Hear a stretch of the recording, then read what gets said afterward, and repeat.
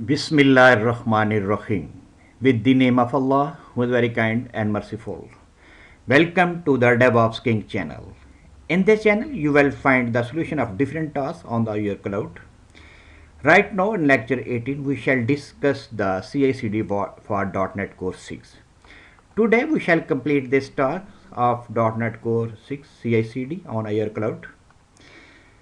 In order to take some help in Docker, Kubernetes, Terraform, Azure Web CI/CD available, please contact on this WhatsApp number.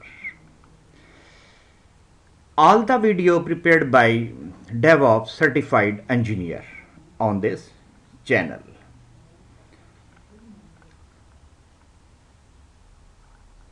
In order to search this channel on the YouTube, please use DevOps King. You will find the channel DevOps King. Please click the subscribe button so that you can get the notification about the latest upload on the channel.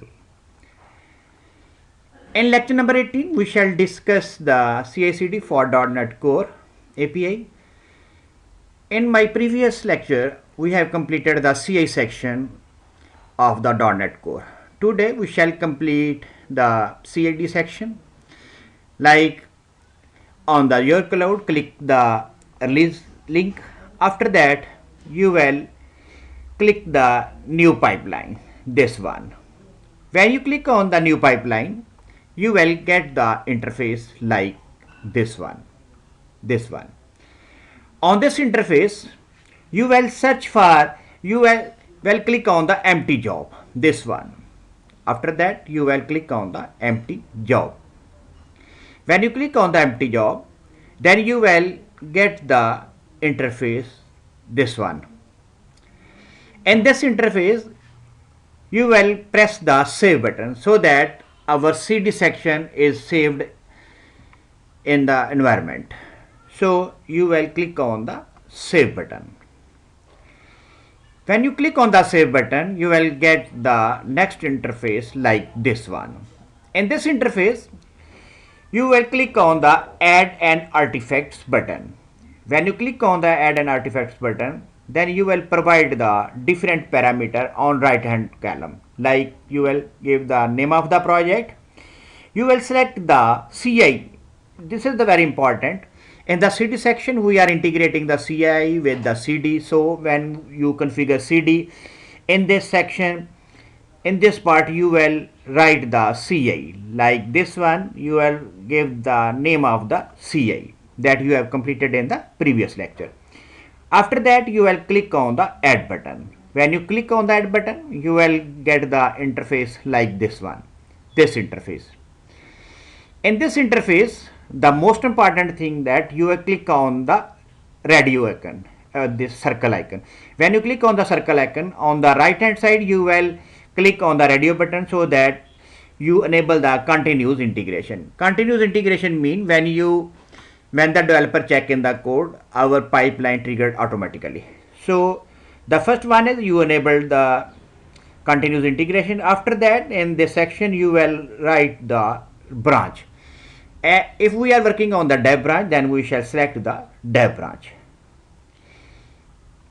In the next interface, after completing this and pressing the save button, this one, we shall have an interface like the next one. In this interface,